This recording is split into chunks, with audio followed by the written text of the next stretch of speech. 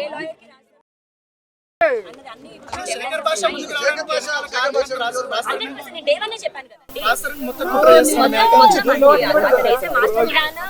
మీకు అర్థమై ఉంటే ఎవరు తిట్టుకోరు. మరి రాశారు ఫ్రెండ్స్ అందరూ అతన్ని సపోర్ట్ చేయొచ్చు. బట్ నన్ను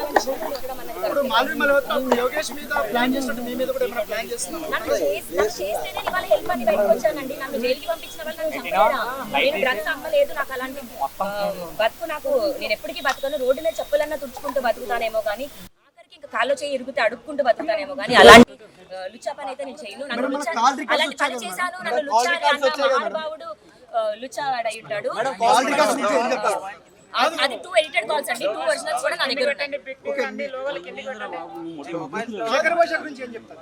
శేఖర్ భాష పేడ్ ఆర్టిస్ట్ అని అందరికీ మీకు అర్థమై ఉండాలి.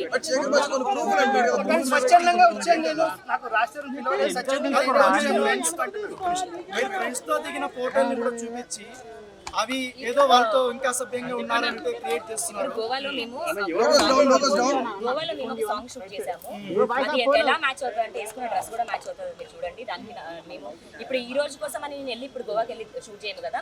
మేము 7 minutes సాంగ్ అన్నది షూట్ చేసాము. అది రికార్డ్ కూడా మేము ఎడిట్ కూడా అయింది. బట్ మేము అప్లోడ్ చేయలేదు. నాకు కూడా ఒక 9 Productions ఛానల్ అని ఉంది.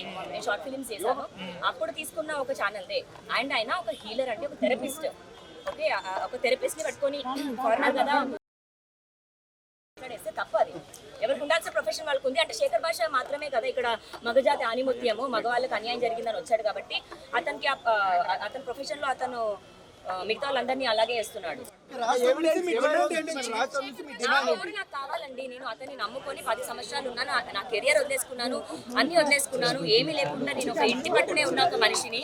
నాకు రాస్తారు కావాలి. ఈ రోజు అతను వదిలేస్తాడు, సమాధానం చెప్పకుండా వదిలేస్తాడు. పెళ్లి కాకుండా మొగుడు ఎలా అంటారు అంటే బహిరంగంగా మీరు పెళ్లి చేసుకోలేదు కదా. అవునండి. పెళ్లి అన్న కాన్సెప్ట్ ఒక ఆడ మగకి ఒక ఉన్న ఇద్దరి మధ్యలో ఉన్న ఒక ప్రామిస్ అండి. ఓకే, అది నాకు మనిషి ఇచ్చాడు. నా మెడలో 3 ముళ్ళు వేశాడు. అది నిజం. అది కాని రోజున నేను ఇదే మీడియా ముందు చెప్తున్నాను. మీరు చెప్పులు తీసుకొని కొడతారో ఊరి నుంచి తరిమేస్తారో చేయండి. అది నేను ప్రూవ్ చేసుకుంటాను.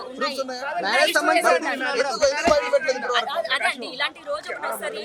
వదిలేస్తాడు అని తెలుసుంటే రిజిస్ట్రేషన్ చేయించుకునేదాన్ని. అంత నమ్మాను నేను అతన్ని.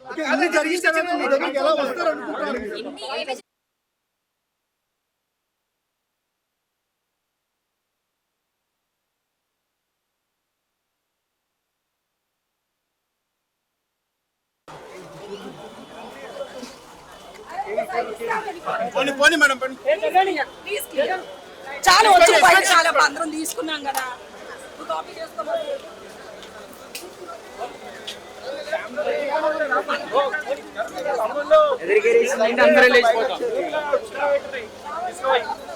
దూరం పెట్టురా రాజు పడతారు.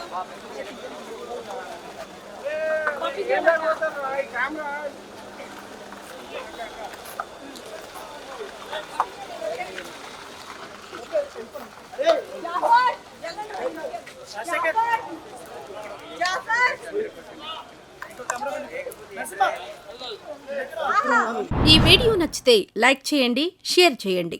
మరింత సమాచారం కొరకు మా ఛానల్ను సబ్స్క్రైబ్ చేయండి.